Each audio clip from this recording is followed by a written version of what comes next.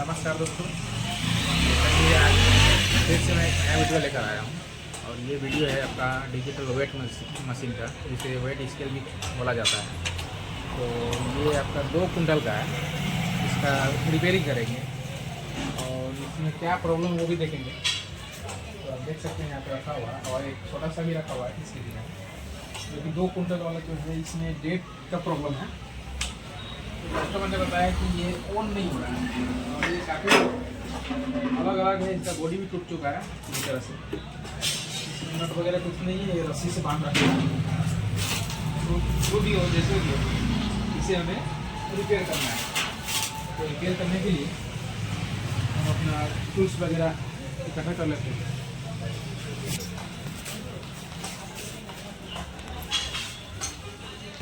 तो काम करने के लिए जितने भी टूल्स वगैरह सभी इकट्ठा करेंगे और पहले इससे हम ओपन करते हैं। ये जो मेन हेड है इसको ओपन करने में काफ़ी टूल में बैठा हुआ है, इसको थोड़ा सफा कर लेते हैं। बैठा हुआ पता नहीं कब से ये खराब पड़ा हुआ। तो फिर ये सब ऐसा ईजी होता है ना कि एक ही जगह पे रहता है, रोज मिट्टी सब उसके पड़ते रहता है, मेला रहता है। अगर इस डंडा को खोल लेते हैं तो मुझे काम करने में थोड़ा सुविधा ज़्यादा होगा। तो खोल लेते हैं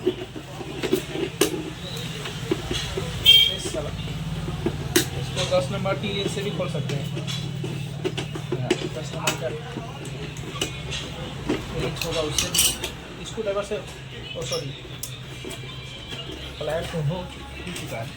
कहला कि ऑनलाइन से तो थोड़ा दूसरा ढंग से समझौता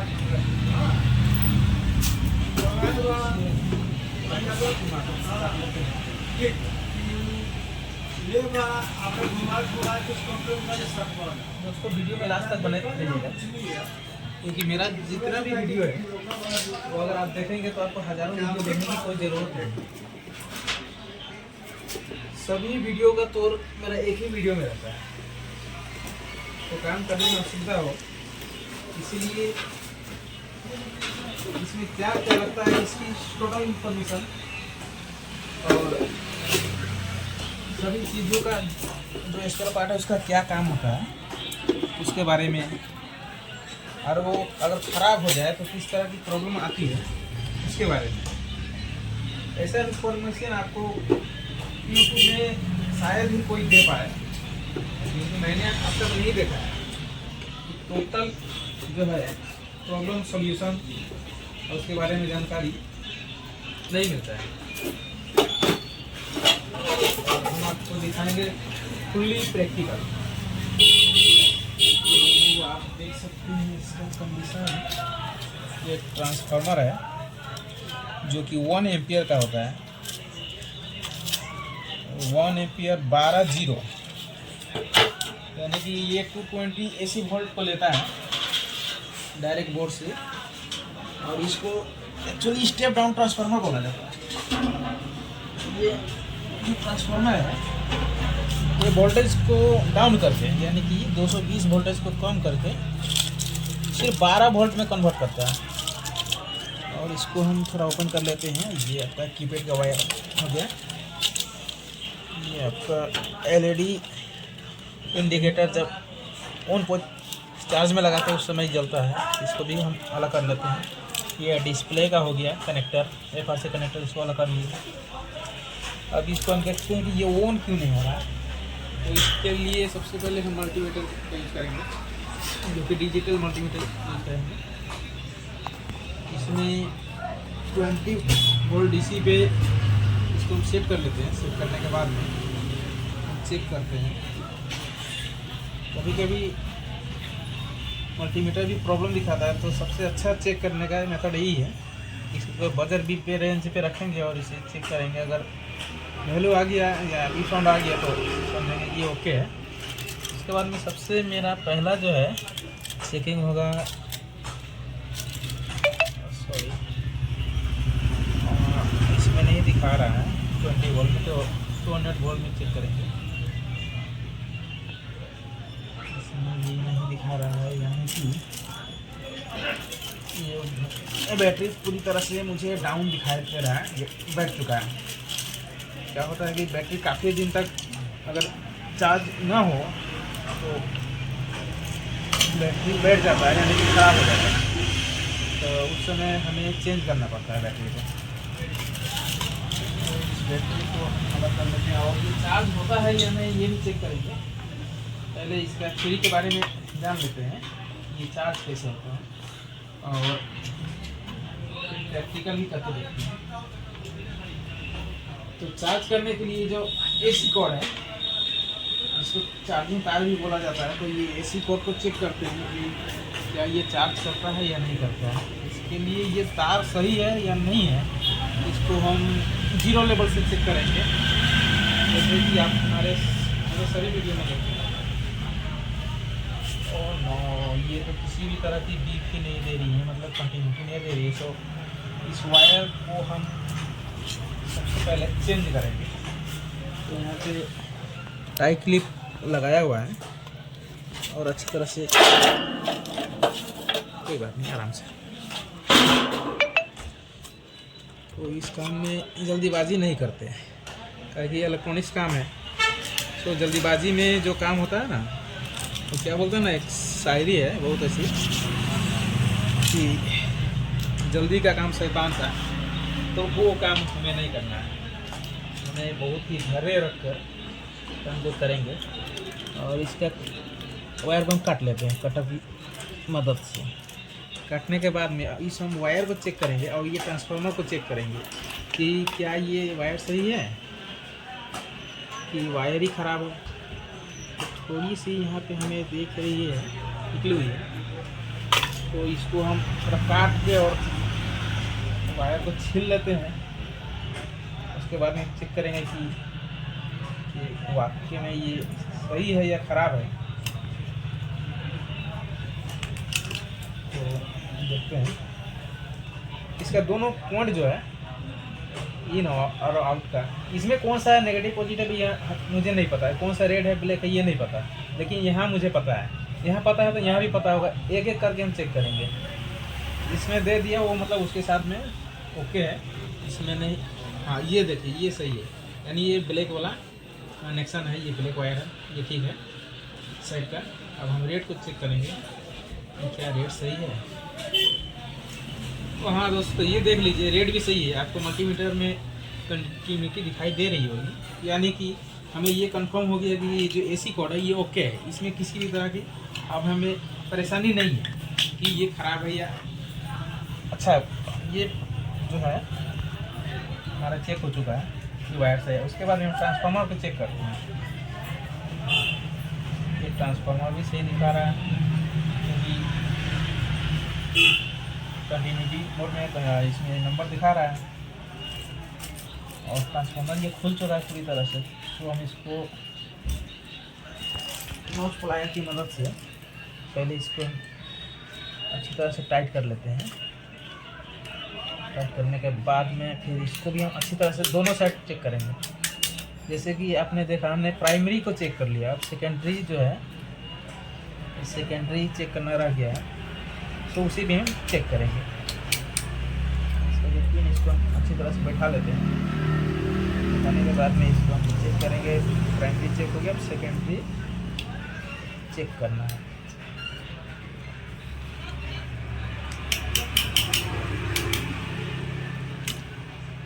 अभी ये थोड़ा लूज है, इसके लिए कोई बात नहीं है। जब फिटिंग करेंगे उस समय इसको अच्छी तरह से टाइट कर देंगे। अब इसका जो सेकेंडरी है, यहाँ बैटरी लगा हुआ है, तो बैटरी को थोड़ा लूज करना चाहिए। ये तो हम ऐसे ही चेक कर लेते हैं, थोड़ा सा घसका लेते हैं। घसकाने के बाद में जो कि इसका पॉइंट हमें दिखाई देने लगेगा। दिख नहीं रहा है तो एक काम करते हैं, बैटरी को थोड़ा लूज करके निकाल लेते हैं ताकि हमें काम करने में सुविधा हो। कि जहाँ पे काम करने में असुविधा हो वहाँ पे आप सही से काम भी नहीं कर पाइएगा। थ्योरिटिकल की बात अलग है, लेकिन प्रैक्टिकल की बात अलग है। तो हमेशा कोशिश करें कि काम जो हो सुविधा मिले उस काम में। ये बैटरी दिखने में तो एकदम न्यू ब्रांड दिख रहा है, क्योंकि इसका जो कवर है ये अभी निकाले हैं और बैटरी भी अच्छा दिख रहा है। लैक्टोरस कंपनी का बैटरी है जो कि 6 वोल्ट 4.5 एम्पियर का है। अब इसके बाद में इसका वायर को हम चेक कर लेते हैं, जो कि ट्रांसफार्मर का वायर है। ट्रांसफार्मर को हमें चेक करना था कि ये सही है या नहीं है। तो कभी कभी होता है कि चार्ज नहीं होने के कारण बैटरी बैठ जाता है। तो दोस्तों ये देख लीजिए, मल्टीमीटर में आपको दिख रहा होगा ये ट्रांसफार्मर भी सही है। अब हम 100% हमें पता चल गया कि ये तार और ट्रांसफार्मर दोनों ही सही है। अब इसमें हमें किसी भी तरह की छेड़खानी करने की कोई ज़रूरत नहीं है। अब जब दोनों ही सही है तो इसको हम लगा लेते हैं। थोड़ी देर के लिए हम बाहर ही इसको चेक करेंगे क्या ये बैटरी को चार्ज कर पाएगा या नहीं कर पाएगा, या फिर बिना बैटरी के ये ऑन होगा या नहीं होगा। कुछ वेट मशीन में आप देखिएगा कि अगर बैटरी उसमें ना हो तो वो ऑन ही नहीं होगा, और कुछ में ऐसा भी होता है कि उसमें बैटरी रहता है फिर भी वो ऑन नहीं होता है जब बैटरी डाउन हो जाता है। कुछ कंपनी का जो ये मदरबोर्ड है जिसको पीसीबी बोर्ड भी बोला जाता है। सर पीसीबी का फुल फॉर्म आप होता है प्रिंटेड सर्किट बोर्ड, क्योंकि ये प्रिंट किया हुआ है और इसमें सर्किट है और टोटल मिला के बोर्ड है, इसमें कंपोनेंट लगाया हुआ है। सो इलेक्ट्रॉनिक्स के बारे में आपको अगर जानकारी ना हो तो मैं आपको बहुत अच्छी तरह से बता दूंगा, लेकिन उसके लिए आपसे विनती है कि इस वीडियो में बने रहें। और कुछ वगैरह ले लेता हूँ, वो कि एक्सटेंशन पोर्ट मेरे पास है एक्स्ट्रा मैं रखा। काम करने के लिए सभी चीज़ों का जरूरत पड़ता है।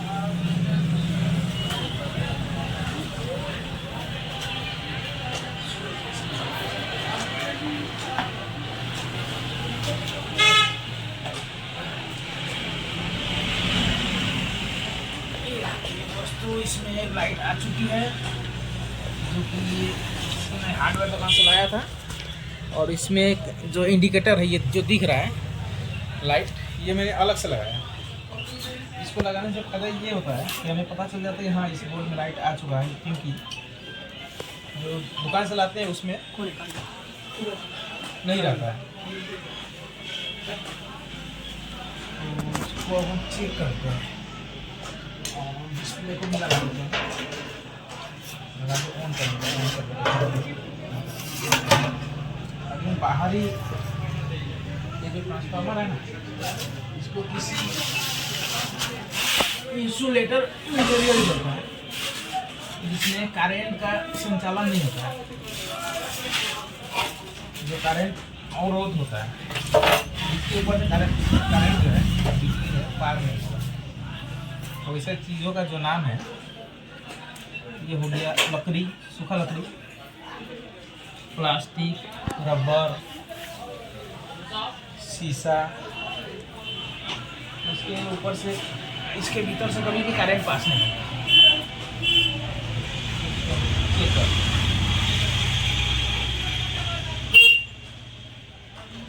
तो हाँ दोस्तों, आप देख सकते हैं ये थोड़ा सा मेहनत जो है रंग ला दिया है, ये ऑन हो चुका है।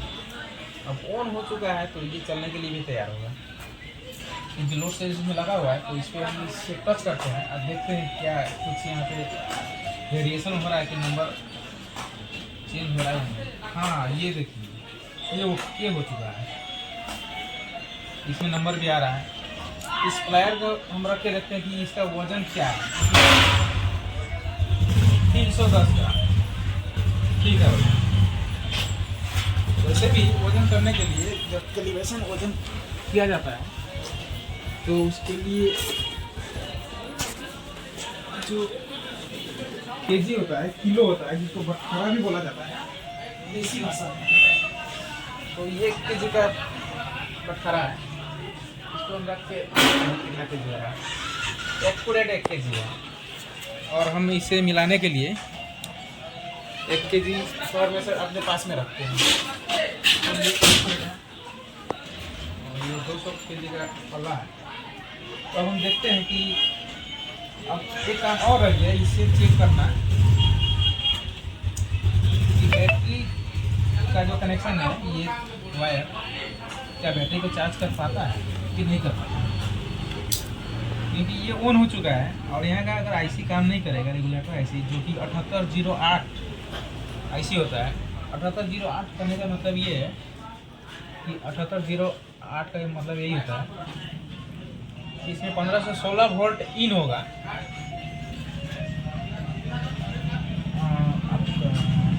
एमीटर से, सॉरी कलेक्टर से, और 8 वोल्ट 7.5 से 8 वोल्ट आउट होगा बैटरी को चार्ज करने के लिए और पीसीबी बोर्ड को चलाने के लिए। तो इसे हम चेक करते हैं, इसे 20 वोल्ट डीसी पे रख के हम चेक करते हैं। मल्टीमीटर में आप देख पाएंगे इसमें कुछ वोल्टेज आपको दिखाई देगा। ये देखिए 7.14 है कि 7.14 वोल्ट दिखा रहा है, यानी 7 वोल्ट दिखा रहा है। ये 6 वोल्ट के बैटरी को चार्ज करने के लिए अच्छा है, सही है। ये मेरा बैटरी चार्ज हो जाएगा।